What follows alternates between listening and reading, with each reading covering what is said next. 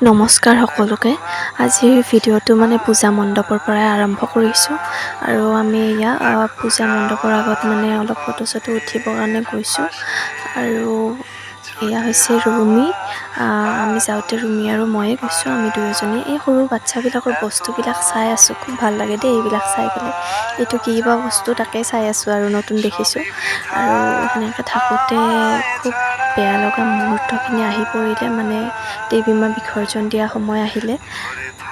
এইখিনি সময় যে নহয়, খুব বেয়া লাগে আৰু মানুহবিলাকে সকলোৱে ৰাস্তাত দেৱী মাক সেৱা লৈছে।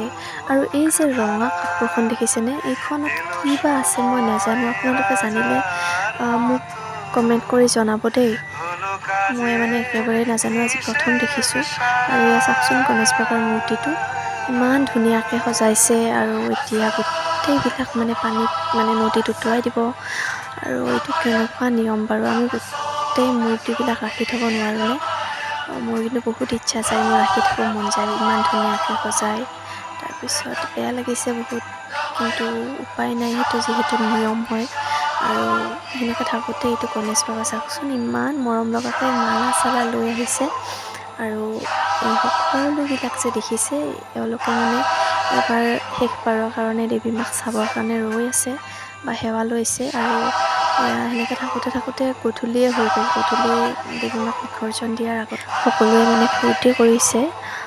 কিন্তু এফালে সকলোৱে ফূৰ্তি কৰি আছে, কিন্তু মোৰ নাজানো কিয় মোৰ মনটো খুব বেয়া লাগিছে, দুখ লাগিছে। দেৱী মায়ে সকলোকে ভালে ভালে ৰাখক, এইটোৱে কামনা কৰিছোঁ। আৰু বহুত বেয়া লাগিছে দেই। আৰু আজিৰ ভিডিঅ'টো ইমানতে সামৰিছোঁ। Bye bye.